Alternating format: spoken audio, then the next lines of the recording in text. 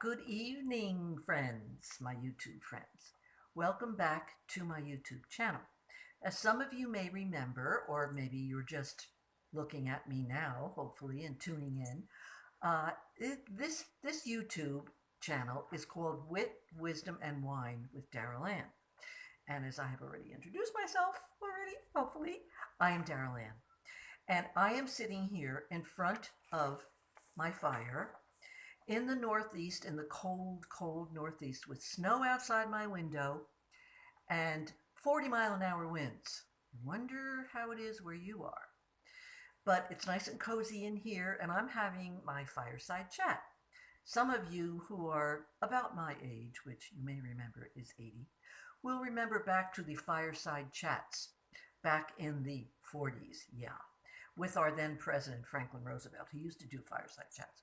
So I'm doing my own little chat with you, and I'm really happy to see you. And I'm thinking maybe it might be better if we just say WWW with Daryl Ann, because the wit, wisdom, and wine, kind of everything is so speeded up and shortened today. Maybe WWW is better.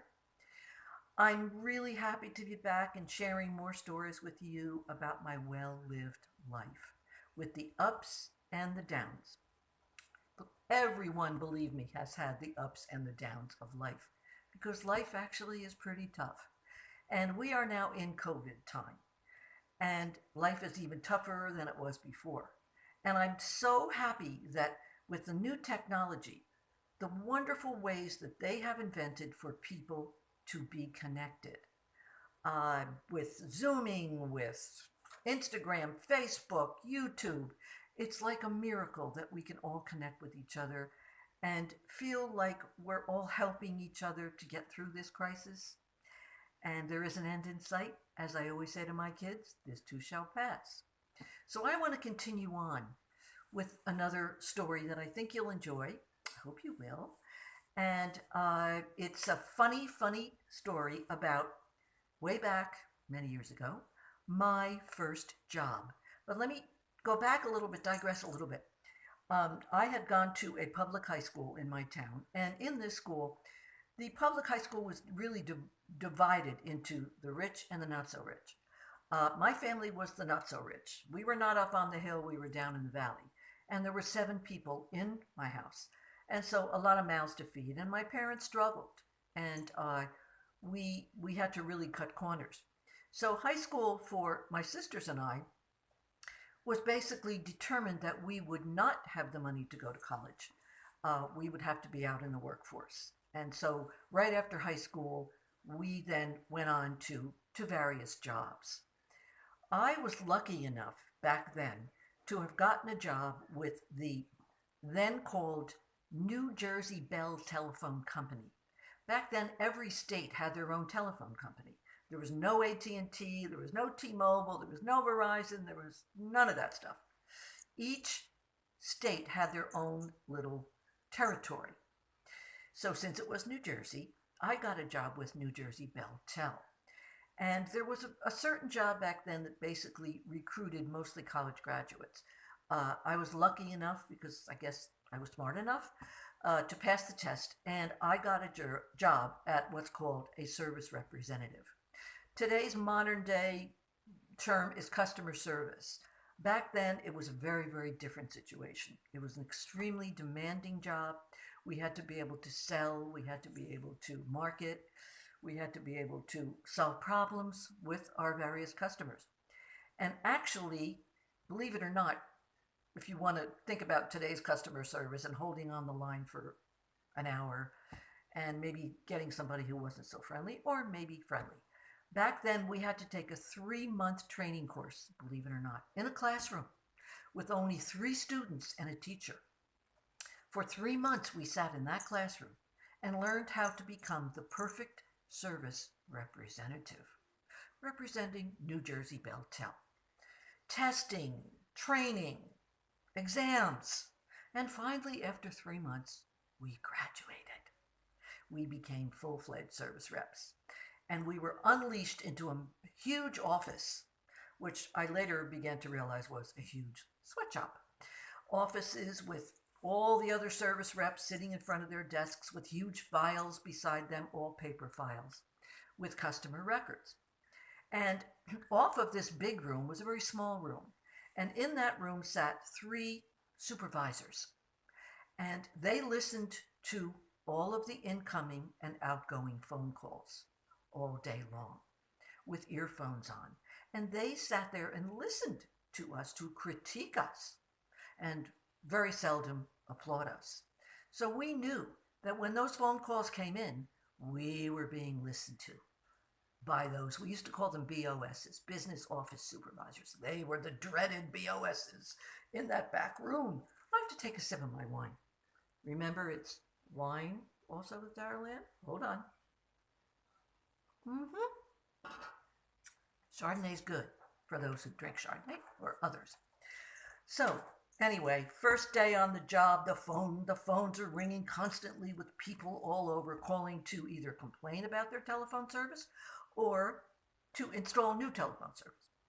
So we had a total of 2 minutes to answer the phone call. Good morning, this is Miss Murphy. How may I help you?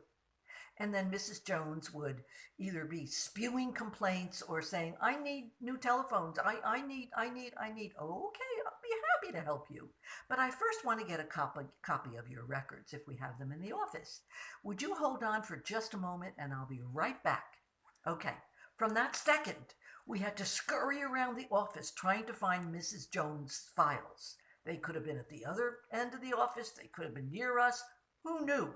Hurry up, get Mrs. Jones. Oh, here's her file. Oh, okay. Hurry up. The BOSs are listening. Get back to your desk. Back. Okay, pick it up. Hi, I'm back. Mrs. Jones. And so let's go over how I can help you. Okay. So you can just imagine doing that from 9 to 5 with a half an hour for lunch. And knowing that we had to be always up and cheerful with our pleasant voices all the time. Now, we had one customer who was, if we had a dartboard, his face would be on the dartboard, okay? So we could throw darts at this guy, okay? His name was Mr. Dunham, okay? He was one of our best customers. He was a business customer, so he had a lot of phones. However, he was a horrible grouch, a horrible man, unhappy, curmudgeon, put everybody through hell when Mr. Dunham called, okay? So the odds were that you really didn't, the office was big, you know, a lot of service reps, and the chances that you would get Mr. Dunham, maybe you'd get him once every 3 weeks, a month, and it was like, Miss Dunham's on hold. Oh no, sorry, Betty. Oh God, sorry. Oh, okay.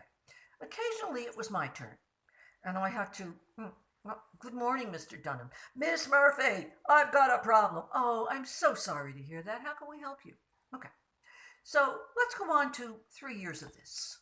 3 years of this punishment to get our paychecks at the end of the week, payday, $50 a week we got, $50 a week. It was gold back then, believe me. It was a pretty good job back then. And okay, after we got that paycheck, we all went around the corner to the local watering hole and had our drinks and talked about what a horrible day we had. All right.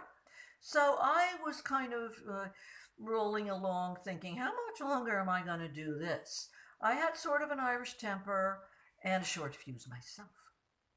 Okay, here's what happened. One day, at the end of a day, could have been Friday, Mr. Dunham, I got him. Miss Murphy, I've got a problem. Really, Mr. Dunham? What is your problem? The telephone didn't work. You sold me this and it didn't work. And I'm sick of you girls in that office selling me the wrong things, and on and on and on. Okay? So I said, could you hold on just a moment, Mr. Dunham? Just a moment. Put him on hold. And guess what? I kept him on hold for 3 minutes, not 2, because I didn't give a damn anymore. Got back on the line.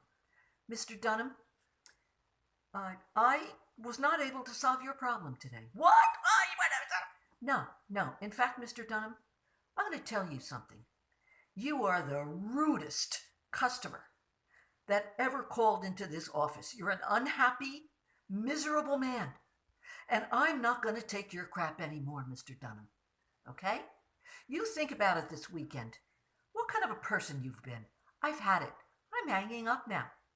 Goodbye. Okay. I knew that I was doomed, but I was ready to be doomed. It was Friday. I'd already gotten my paycheck. Okay? Well, guess what happened?